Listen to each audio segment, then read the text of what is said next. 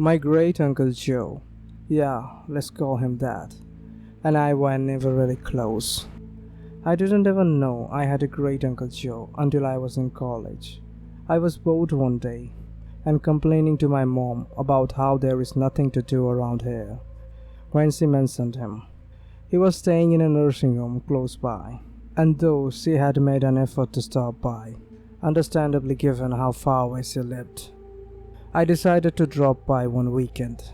Unfortunately, he had a rather advanced case of dementia, which was why he was in the nursing home in the first place. Still, I did drop by, if only for the fact that I had no close family living nearby, and great uncle Joe did have his lucid moments at times. He seemed to remember who I was during some visits. There was one thing that he would always go back to though, a secret hideout spot. At first I thought that he was talking about something like a tree fort that he made during his childhood. When I suggested that, he stared at me like I was crazy. No, he said. This was a real hideout, a steel-clad fortress hidden in the woods, meant as a fallout shelter in case the Soviets ever decided to end the world. I would have written it off as just some useless ramblings, but he seemed oddly focused while describing it. He described a location in the woods, near a stream, and by a path of trees that I committed to memory.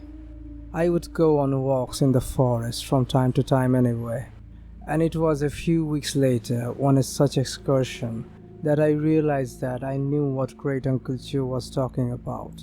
I thought it was just coincidence, but that rock formation really did look like what he described.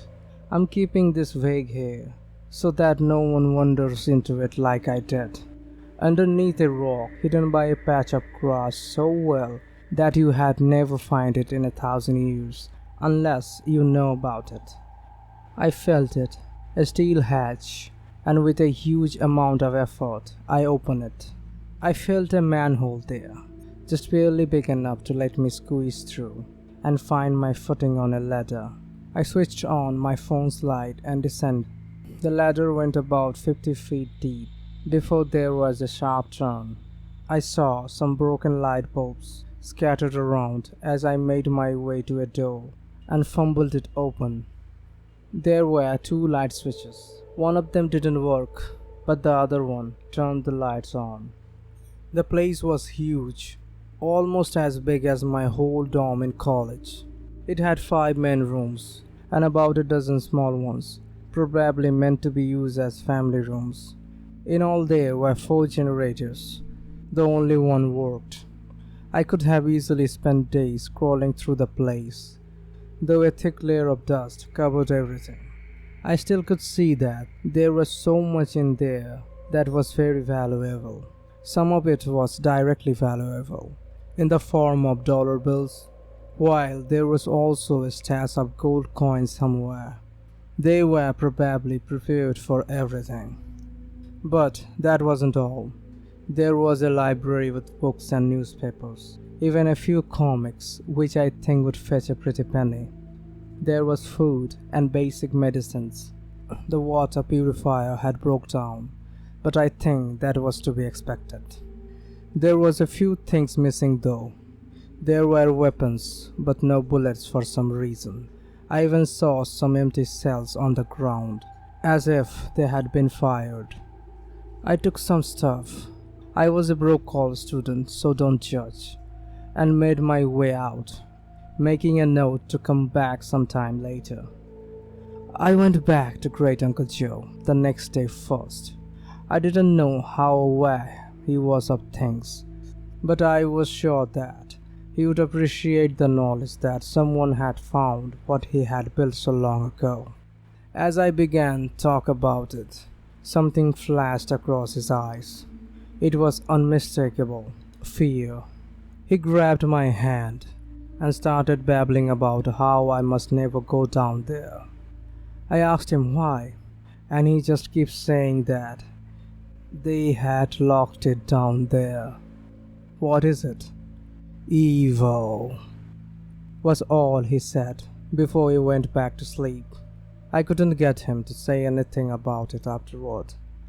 When I went back to the same spot, I noticed something odd. Near the entrance there was a muddy spot, as it had rained last night. I saw a footprint, but it was massive, nearly the size of my torso. I had never seen anything like it. It was a talon, though it had 6 toes. Unmistakably, something had wandered out of the shelter. I now understand why it was abandoned, why no one else had gone down there, what the bullets had been used for in vain. It wasn't a shelter, though it had been built as one. It was a prison, and I had let the prisoner escape. A chill still creeps down my spine when I think about how fortunate I was not to have run into whatever it was down there. Maybe it was sleeping, or just didn't find me interesting enough. 8 people. 8 people have recently gone missing in this area. For some of them, remains have been found, though only bits and pieces of what were once people. I don't go out at night anymore, and I make sure all my windows and doors are locked because I'm terrified of what I have just unleashed.